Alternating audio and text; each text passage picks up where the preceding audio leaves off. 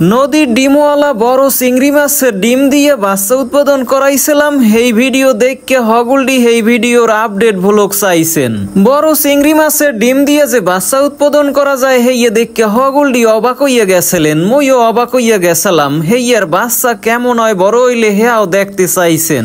এই যে চিংড়ি মাছটা দেখতে আছেন, এই চিংড়ি মাছটাও কিন্তু ওই চিংড়ি মাছের জাত। তো এইগুলা কিন্তু হেই বাচ্চা না। তো ভিডিওটা সম্পূর্ণ দেখেন, হেলে আপনারা বুঝতে পারবেন যে কি কি হইছেলে আর কি কি আপডেট আপনাকে দেখামু। ছোট্ট এই হ্যাচারিতে দেশীয় এই চিংড়ি মাছ ক্যাম্বাইলে হ্যাচ করা যায় বা ডিম দিয়ে বাচ্চা উৎপাদন করা যায় দেশীয় মাছ টিহাইয়েন রাহার লাগিয়া মুই হেই গবেষণা করছিলাম। মোর হেই আগের ভ্লগগুলা দেখকে আপনারা তো বুঝতেই পারছেন যে মুই সফলতার দ্বার প্রান্তে চলে গেছিলাম হেই গবেষণায়। এমন কোনো মানুষ নাই যে কমেন্ট করিয়া না কইছে ভাই চিংড়ি মাছের ভিডিও দেন, চিংড়ি মাছের ভিডিও দেন। কয়দিন ধরিয়া মুই বিদি কইয়া গেছি, সবাই খালি কয় চিংড়ি মাছের আপডেট দেন। মিঠা পানিতেও যে চিংড়ির বাচ্চা উৎপাদন করা যায় হেই আমনেগো সাকসেসফুল ভাবে দেখাইছিলাম। কিন্তু হেইয়ের পর মোর বাধা হইয়া দাঁড়াইছে রেমাল। রেমালের পর হইতে মগো এই হ্যাচারির সবকিছু ওলট পালট হইয়া গেছে, সবকিছু কারিয়ে লইয়া গেছে রেমালে। ঘূর্ণিঝড় রেমালে মগো বরিশালের অনেক ক্ষয়ক্ষতি হইছে অনেক মানুষের। তো হেইয়ের লগে মগো এই মিনি হ্যাচারিরও অনেক ক্ষয়ক্ষতি হইছে। চোহের সামনে দুই একদিনের মধ্যেই সবকিছু ওলট পালট হইয়া গেছে, সবকিছু চোহের সামনেই শেষ হইয়া গেছে। হেইয়া দেখে অনেক কষ্ট পাইছিলাম। তয় ঘুরিয়া দাঁড়াবার লাগিয়া আমনেগো অনেক উৎসাহ পাইছি দেখে আবারও শুরু করলাম। প্রাকৃতিক দুর্যোগের উপর মানুষের কোনো হাত নাই, তাই যা আল্লাহ মনে করছে ভালো হইবে হেইয়েই করছে, আর মোরা হেইয়েই মান্য নিতে বাধ্য। মিঠা পানিতে এই বড় বড় চিংড়ি মাছের ডিম দিয়ে বাচ্চা উৎপাদন করা যায় খুব সহজেই। যারা বেকার আছেন হ্যাগো খুব কামে লাগবে এই ধরনের ভিডিওগুলা। জীবন্ত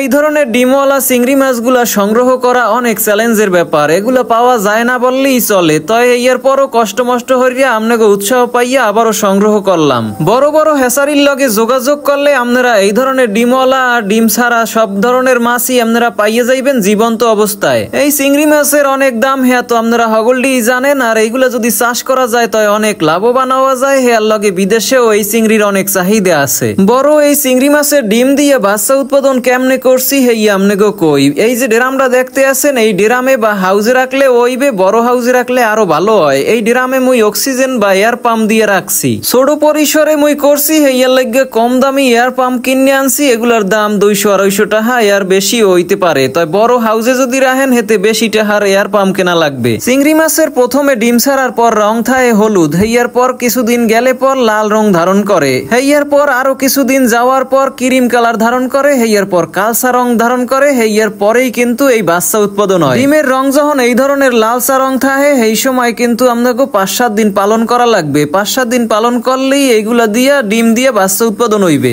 বাচ্চা উৎপাদনের লগে এক্সট্রা কিছুই করতে হইবে না। আপনারা হাউজের ভিতর অক্সিজেন পাম্পটা দিয়ে রাখবেন সব সময়ের জন্য। অক্সিজেন পাম্প চালু থাকলে 24 ঘন্টার মধ্যেই ডিম দিয়ে বাচ্চা উৎপাদন অটোমেটিক হইয়ে যাইবে। তবে মাছের ডিমের রং কালচা যখন হইবে ওই সময়ই 24 ঘন্টা পর হইবে। আর যদি লাল থাকে তাহলে 7-8 দিন আপনাকে আরো বেশি পালন করা লাগবে। পরবর্তী ভ্লগ পাইতে মোর নিয়াজ নামের এই পেজটা ফলো করিয়ে রাখেন, হেলে কিন্তু পরবর্তী ভ্লগ আপনারা সহজেই দেখতে পাইবেন। আর অনেক তথ্যমূলক ভিডিও এইয়া নিয়ে দিমু অনেক। সবশেষে একটা অনুরোধ রইল, যাদের এই মাছ পালন সম্পর্কে কোনো আইডিয়া নাই বা সম্পূর্ণ প্রশিক্ষণ ছাড়া আপনারা এই কাজে নামবেন না।